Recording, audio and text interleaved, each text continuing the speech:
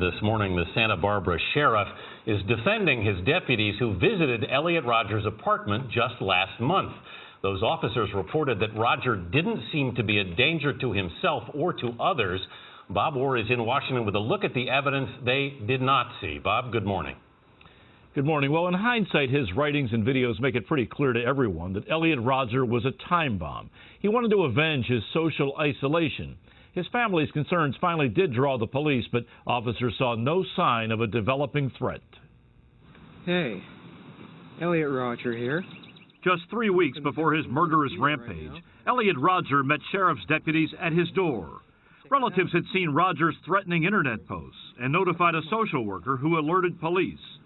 Sheriff Bill Brown told Face the Nation Rogers was polite and courteous to his officers. He was able to make a very convincing story that there was no problem, that he wasn't going to hurt himself or anyone else, and he just didn't meet the criteria for any further intervention at that point. But the deputies never went inside Rogers' apartment, and there's no indication they were aware that Roger had legally purchased 3 handguns and ammunition.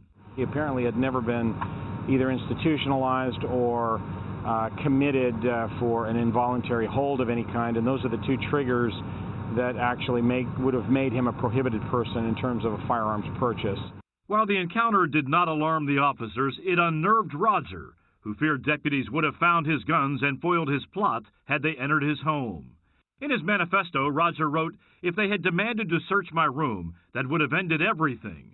For a few horrible seconds, I thought it was all over. When they left, the biggest wave of relief swept over me."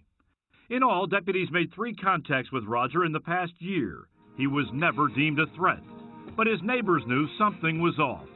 Talking with him, he was a very, very troubled kid. Criminologist Jeffrey Butts says the system is flawed. The problem is that law enforcement people should not be asked to do that, to screen people and to assess whether they pose a threat to themselves or others.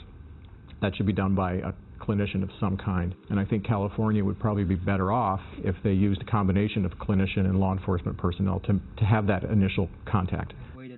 Of course, the most frightening aspect of this whole case is it could easily happen again. Despite Rogers' brewing personal troubles, he had never been judged ineligible to buy a weapon, so he legally assembled an arsenal and managed somehow to conceal those deadly plans.